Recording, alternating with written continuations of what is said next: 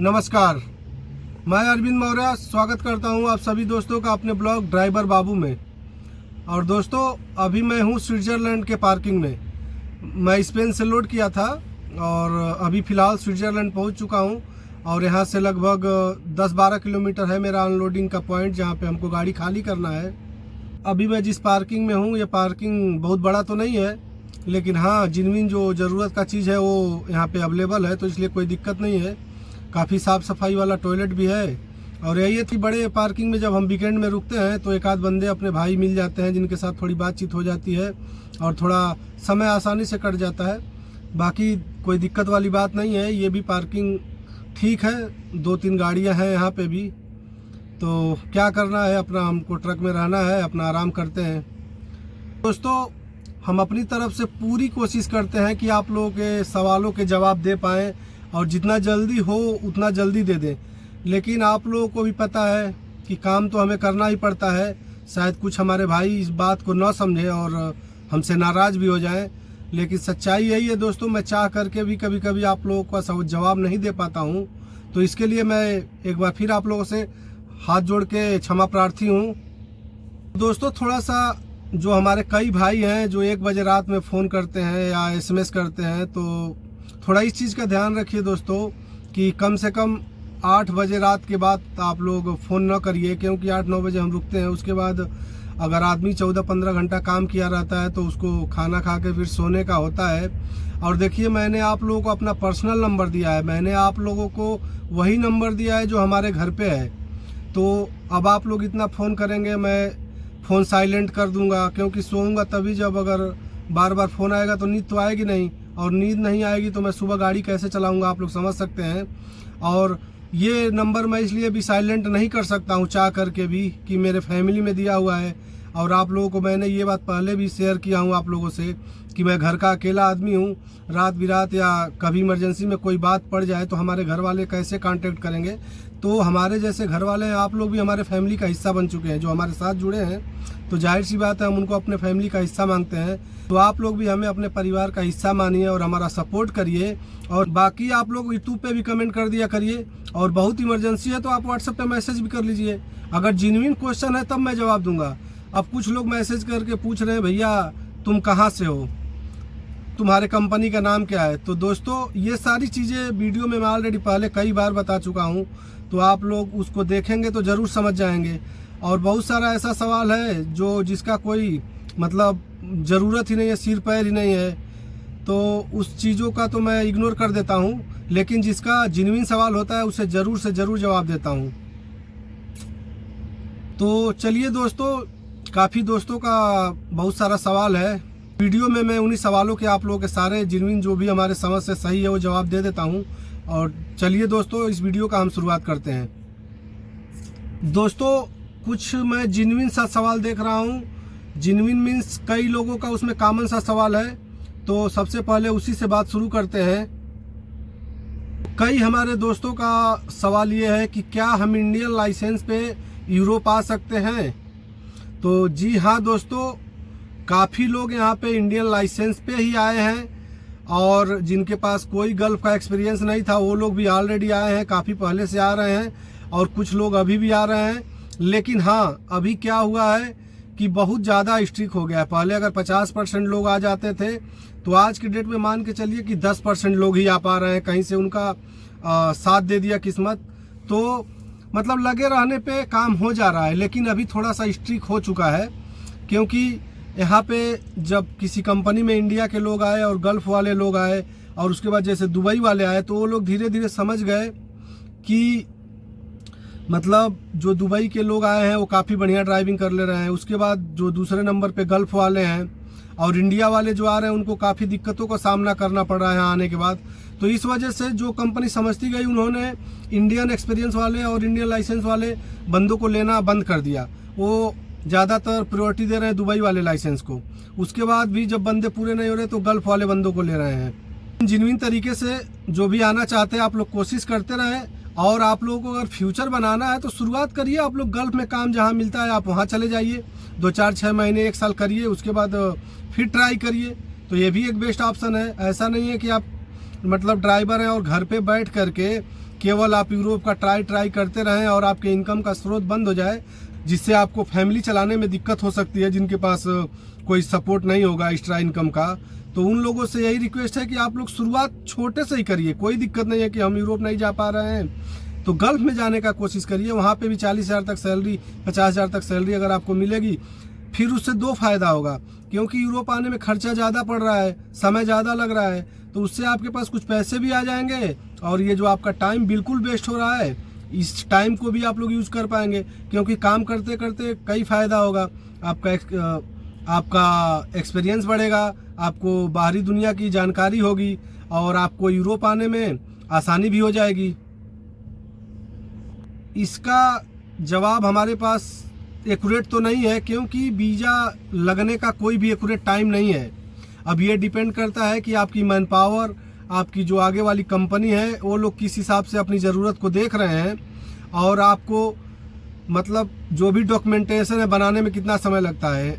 इसका एम्बेसी से जो टाइमिंग है, आपका अगर वर्क परमिट आ गया और आपका पोस्टल वगैरह डॉक्यूमेंट हो गया, ये सारा चीज़ हो करके जब आप बीएफएस में चले जाते हैं तो बीएफएस में लास्ट 45 दिन के अंदर आपका रिजेक्शन आना होगा, रिजेक्शन आ जाएगा, आपका वीज़ा लग के आना होगा, वीज़ा लग के आ जाएगा। तो अगर सिस्टमेटिक तरीके से देखा जाए तो ये मान के चलिए कि 2 महीना से लेकर के और 4 महीना तक मतलब एक जेन्युइन टाइम है कि काम होने का। लेकिन कहीं ऑफिस वाले 6 महीने का टाइम लेते हैं और कभी हो सकता है कि 6 महीने भी लग जाए।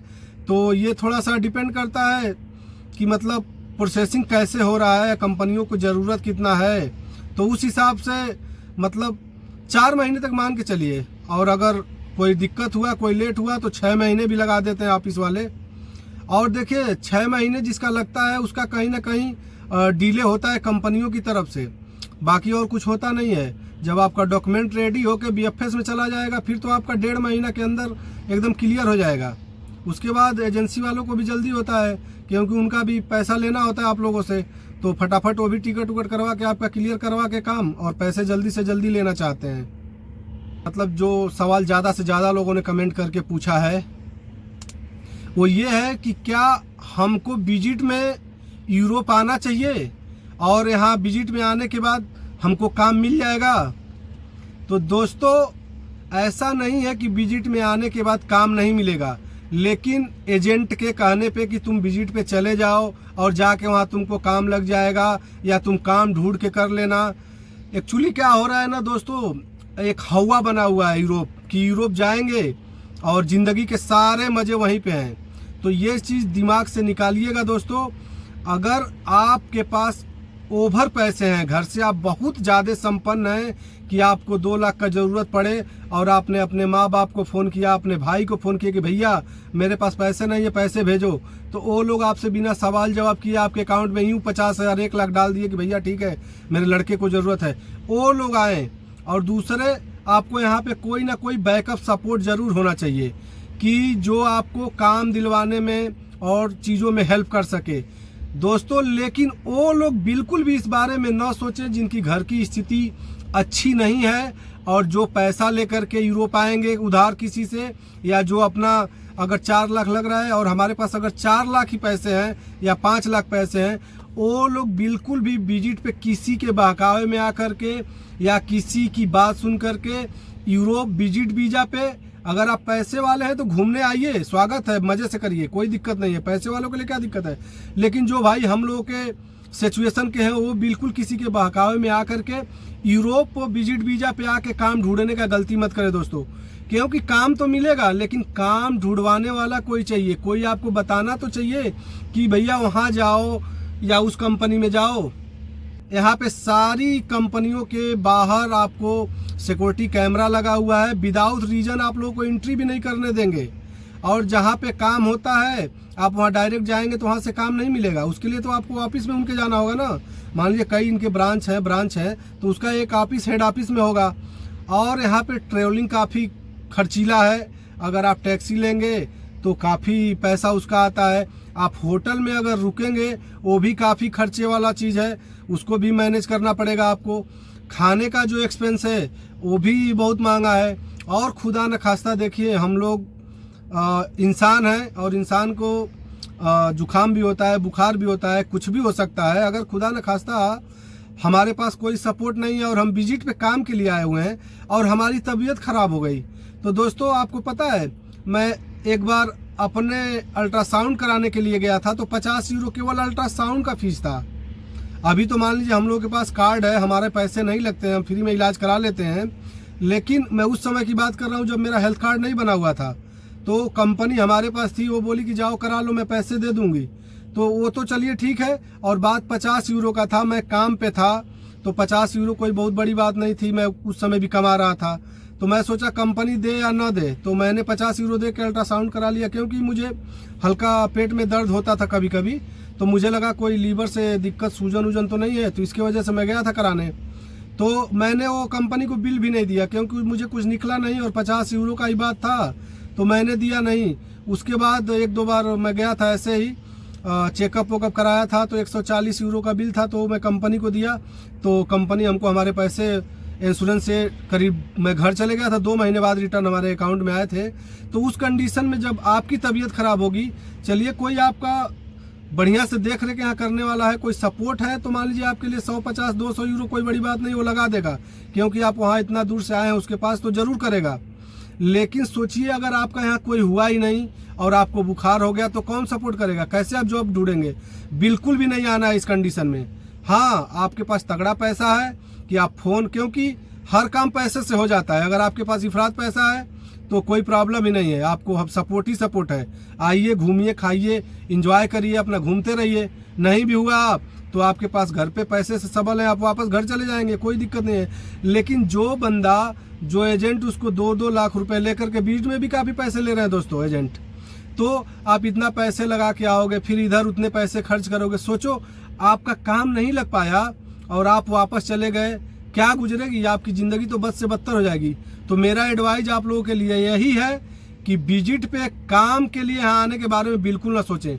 अगर आपके पास कोई स्किल है और उस स्किल का काम नहीं मिल पा रहा है, अगर आप किसी दूसरे काम में भी आ पा रहे हैं, तब सही है कि मतलब चलो आपके पास एक छोटा सा ही जॉब होगा, सैलरी कम ज़्यादा हो आप आइए, कोई दिक्कत वाली बात नहीं है। कंपनी थोड़ी अच्छी खराब हो तब भी आप आइए, कोई दिक्कत वाली बात नहीं है, क्योंकि यहाँ पे काम चेंज करने का कोई इशू नहीं है। तो आप आने के बाद अपना अपग्रेड कर लेंगे, उसमें कोई डाउट वाली बात नहीं है। लेकिन दोस्तों विजिट पे काम के लिए बिल्कुल मत आइएगा। दोस्तों उसके बाद एक कॉमन सवाल है, कई लोगों का उस पर कमेंट था सवाल के लिए कि अगर हम ड्राइविंग में यूरोप आते हैं और आने के बाद हम टेस्ट में फेल हो जाते हैं, तो हमारे साथ क्या होगा, क्या हमको कंपनी रखेगी या वापस कर देगी। तो दोस्तों ये सवाल बहुत ही बढ़िया है, उस सवाल से मैं खुद गुजरा हूँ। मैं आया था, आप लोगों को मैं बताया भी हूँ कि मैंने ना तो इंडिया में टेलर चलाया था, ना कहीं गल्फ में टेलर चलाया था, मैं सऊदी में क्रेन ऑपरेटर था। और आप ही लोगों के तरह उड़ते उड़ते यूरोप के सपनों ने हमें भी ला दिया बाई किस्मत। मेरा कोई ऐसा सोचा हुआ नहीं था कि मैं टेलर ड्राइवर बनूंगा। तो मैं जब टेलर पे बैठा दोस्तों, कभी जब बैठा ही नहीं था, मैंने टेलर को इतना मोड़ दिया और उसके बाद मुझे समझ में ही नहीं आ रहा था कि टेलर सीधा कैसे होगा। और वो जो एग्जामिनर था वो समझ गया कि ये बेटा पहली बार ही बैठा है टेलर पे, वो बोला कि ठीक है जाओ। मैं चले आया और मैंने गाड़ी रोड पे अच्छा चलाया था। सिटी में मेरे को 3 नंबर आया था और बैक में 2 नंबर दिया था, और पास होने के लिए चाहिए था 7 नंबर। और हमारे साथ कुछ गल्फ के लोग एक्सपीरियंस वाले थे, जैसे कुवैत और सऊदी में काम किया था उन्होंने। उन लोगों का रोड पे 4 नंबर आया था और बैक में वो भी फेल हो गए थे, उनका 2 नंबर आया था बैक में।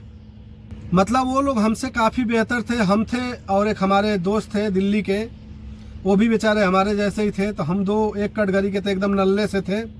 तो और जो 3 लोग थे वो सेंटर में थे, और उसमें 2 लोग हमारे साथ जो थे वो बढ़िया तरीके से 7-7 नंबर ला करके और पास हो गए थे।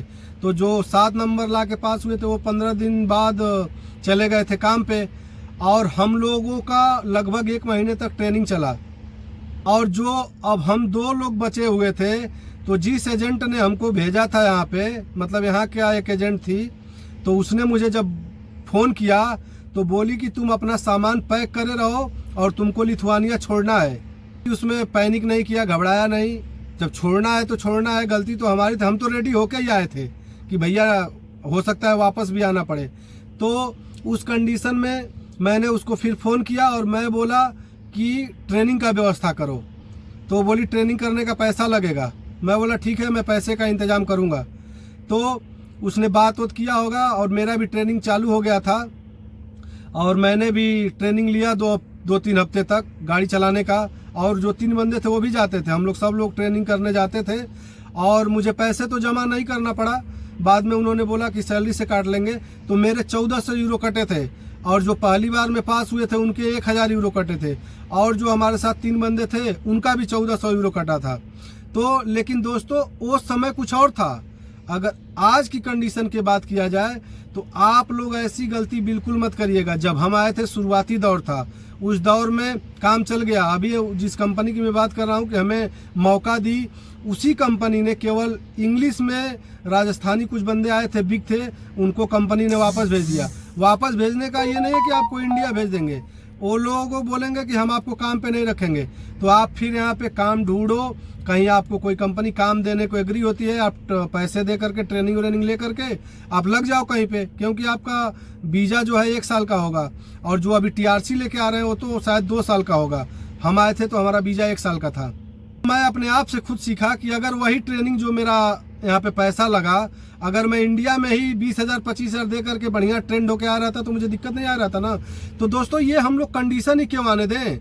गाड़ी चलाने आ रहे हैं तो मान लीजिए मैं गलती किया हूँ तो अभी तो मैं आपको बता रहा हूँ कि आप वो गलती ना करें। आपका इंडिया में कोई भाई, कोई दोस्त या कोई चाचा या कोई भी जो हो जानने वाला गाड़ी चलाता हो, आप उनके साथ जा कर के सीख सकते हैं।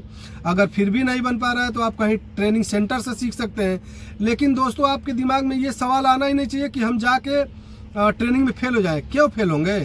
वहाँ से आइए ही कि इसमें कोई आपका हाथ न पकड़ पाए, क्योंकि वहाँ सीखना ज़्यादा बेहतर है। यहाँ पे मानसिक तनाव से भी परेशानी में पड़ेंगे और आपको कई गुना ज़्यादा पैसे ही पे करना पड़ेगा सीखने के लिए। जो आप 20-30 हज़ार इंडिया में सीख पाएंगे वो यहाँ आने के बाद 1 से 1.5 लाख में कन्वर्ट हो जाएंगे। और यहाँ पे बैठ के खाने का खर्चा, रूम का खर्चा, ये सारा चीज़ बढ़ जाएगा। तो बेहतर यही है, जिनका भी ये सवाल है कि अगर हम टेस्ट में फेल हो जाएंगे तो क्या होगा, तो उन लोगों से यही गुजारिश है कि ये नौबत मत आने दीजिएगा। प्रॉपर तरीके से कम ट्रक चलाने का ट्रेनिंग लेकर के आइए। और खुदा न खास्ता यहाँ का सिस्टम के हिसाब से आप फेल हो जाते हैं, उनको पता चल जाता है कि आपको गाड़ी बढ़िया चलाने आता है और थोड़ा बहुत दिक्कत है तो 1 आध हफ्ता वो आपको ट्रेनिंग देते हैं, फ्री में देते हैं। शायद 1 हफ्ते का जो ट्रेनिंग का पैसा होता है, लगता है कि बंदा जेन्युइन है, और ट्रेनर पूरा डिटेल टू डिटेल कंपनी को भेजते हैं।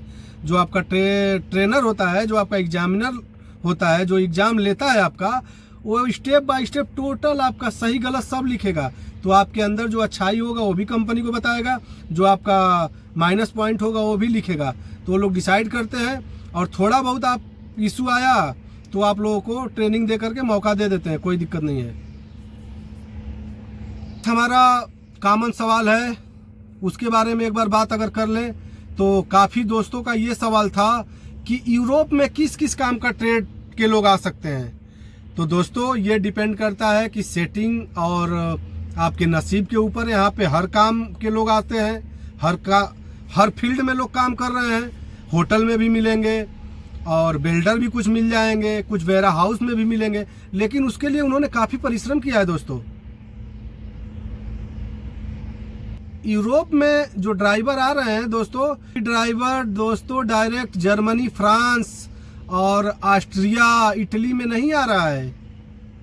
इन कंट्रियों में जो भी लोग पहले से आए हैं और दूसरे काम कर रहे हैं, वो कहीं ना कहीं दूसरे चीज़ों से आए हैं।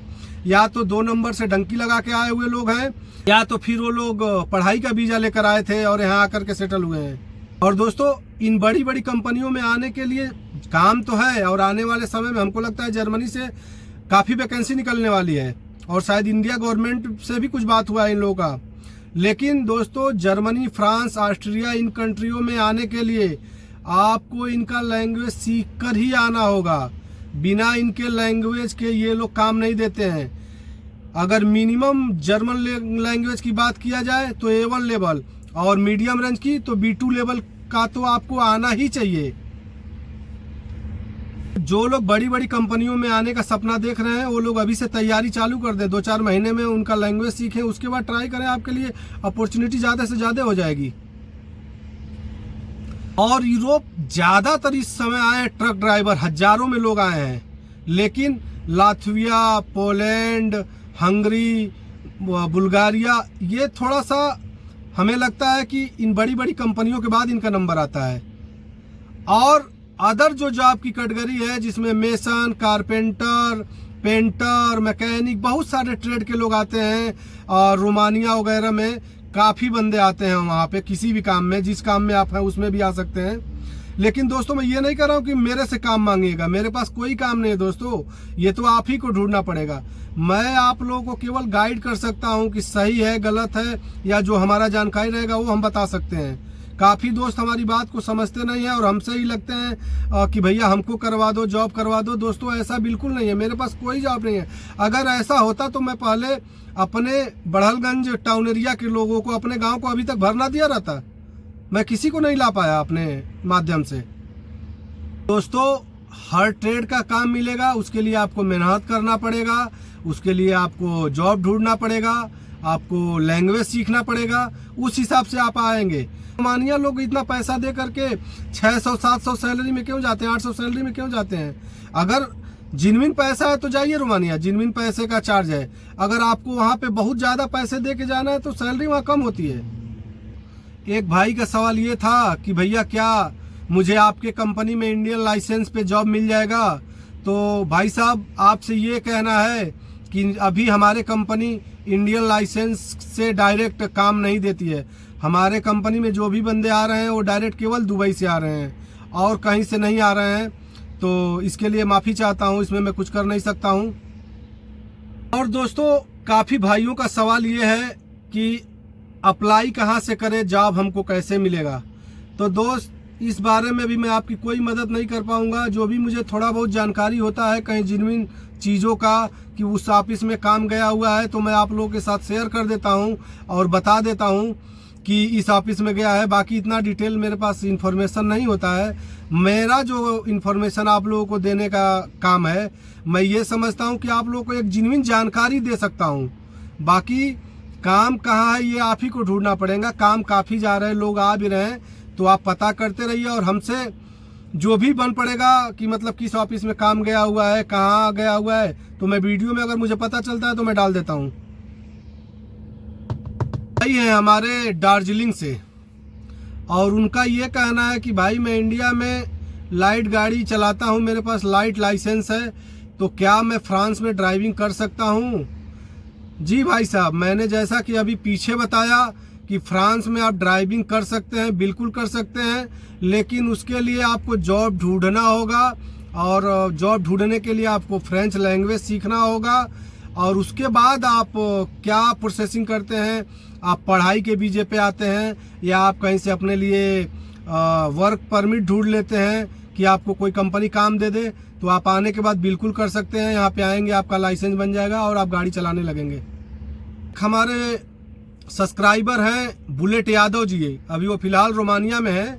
उनका सवाल है मेरे से कि भैया मैं रोमानिया में हूँ और मैं इंडिया में ड्राइविंग करता था, तो क्या मैं रोमानिया में लाइसेंस बनवा सकता हूँ, और बनवा सकता हूँ तो कितना पैसा लग सकता है? तो बुलेट भैया आप रोमानिया में हैं, बहुत बढ़िया, आप अपना काम करते रहिए और रोमानिया में ही आपका लाइसेंस बन जाएगा। बेशक आपके पास इंडिया का लाइसेंस नहीं है तो उससे आपको कोई फ़र्क नहीं पड़ेगा। आपको शुरुआत स्टार्टिंग से करना पड़ेगा। आपको किसी स्कूल में जाके एडमिशन लेना होगा और उसके बाद आपको कार के ड्राइविंग के लिए अप्लाई करना होगा। उसके बाद जब आपका कार का लाइसेंस बन जाएगा, फिर आपको किसी स्कूल में जा कर के ट्रक और ट्रेलर का ट्रेनिंग लेना होगा, और उसके बाद आप एलिजिबल होंगे ड्राइविंग लाइसेंस बनवाने के लिए। तो जो भी रोमानिया का आरटीओ होगा उसमें आप जा कर के ये प्रोसेसिंग करवा सकते हैं। रोमानिया हमारे यहाँ से काफ़ी दूर है और रोमानिया में काफ़ी कम ड्राइवर मिलते हैं, और जो भी हैं वो छोटे छोटे गाड़ी चलाते हैं। तो इसके बारे में मुझे वहाँ के आरटीओ का सिस्टम नहीं मालूम है। आप ऑलरेडी रोमानिया में हैं तो जो लोकल कोई ड्राइवर आपसे मिले उनके साथ बात करिए। और मुझे लगता है कि जो प्रोसेसिंग करने की आप बात कर रहे हैं वो काफ़ी एक्सपेंसिव हो सकता है, क्योंकि आपको कार का ट्रेनिंग लेने का पैसा देना होगा, उसके बाद आपको ट्रक का ट्रेनिंग देने का पैसा लेना होगा। तो बेहतर यही है कि पहले हम ये कहेंगे कि इंडिया जाइए और इंडिया से लाइसेंस लेकर के आएंगे, तो फिर यहाँ पे आपको इतना एक्सपेंस करने का ज़रूरत नहीं होगा। आपका जो लाइसेंस बनवाने का खर्चा होगा वो काफ़ी कम पैसे में हो जाएगा, आपको काफ़ी सहूलियत हो जाएगी। मुझे नहीं लगता है कि आपकी रोमानिया में काम करते हुए इतना कुछ करना पॉसिबल होगा। बाकी अगर पॉसिबल है तो आप ट्राई कर सकते हैं। भगवान से दुआ करेंगे कि आपको सफलता मिले। हमारा प्रिय छोटा भाई कोई है बंदा पंजाब से, और उसने मुझे मैसेज किया है कि भैया मैं 19 साल का हूँ और मैं भी यूरोप में काम करना चाहता हूँ। तो छोटे भाई, आपको बड़े प्यार से मैं ये कहूँगा, मैं नहीं जानता कि आपके घर की स्थिति क्या है। अगर आपके घर की स्थिति ठीक नहीं होगी और आप काम करना चाहते हैं तो मैं क्या ही कहूँ। उस कंडीशन में आपसे यही कहूँगा कि अगर आप परिवार की स्थिति बेहतर नहीं होगी तो काफ़ी एजेंट पैसा ले रहे हैं, तो अभी आप उधर ही कुछ शुरुआत करिए छोटे पर से और अपने पास पैसा बनाइए। उसके बाद फ्यूचर में यूरोप आने के बारे में सोचिए। लेकिन मैं ये कहना चाहूँगा दोस्त कि अगर आपके पास घर से स्थिति मजबूत है और आपको कोई दिक्कत नहीं है तो बाबू, ये उम्र आपकी 19 साल है ज़िंदगी को बेहतर बना के पढ़ाई लिखाई करने की या कुछ काम धाम सीख के बेहतर से बेहतर भविष्य में करने की। अभी 19 साल की उम्र में मैं ये नहीं कहूँगा कि शौकिया तौर पे आप यूरोप कमाने चले आएँ, क्योंकि अभी आपका शुरुआत हुआ है। ये 2-3 साल आप ज़िंदगी को बढ़िया तरीके से समझने में लगाइए, अपने पढ़ाई लिखाई पे ध्यान दीजिए। हाँ, मैं ये कहूँगा कि आपकी स्थिति ना ठीक हो, क्योंकि मैं सबकी स्थिति नहीं जानता हूँ, तो भाई मजबूरी है, तो आप ट्राई कर सकते हैं और ज़रूर आ सकते हैं अगर ट्राई करते रहेंगे तो। लेकिन मैं आपको सजेस्ट करूंगा कि आप छोटे चीज़ से कुछ शुरुआत करिए, ज़्यादा बेहतर रहेगा और ज़्यादा आगे जा पाएंगे फ्यूचर में। और नेक्स्ट है हमारे रंजीत खंडे जी। इनका कहना है कि भैया मुझे नया नया पासपोर्ट मिला है और क्या मैं आपके कंपनी में आकर के जॉब कर सकता हूँ। तो भैया आपसे माफ़ी चाहता हूँ हाथ जोड़ के कि ये पॉसिबल नहीं है, क्योंकि हमारी जो कंपनी है वो ड्राइविंग का काम है बस हमारे कंपनी में, वो भी हैवी ड्राइवर का। हमारी कंपनी जो है एक ट्रांसपोर्ट है और इसमें केवल गाड़ियों का काम है, तो बिना ड्राइविंग लाइसेंस के। और अभी मैंने थोड़ी देर पहले भी बताया कि इंडिया लाइसेंस अगर है तब भी हमारी कंपनी नहीं रखेगी आपको।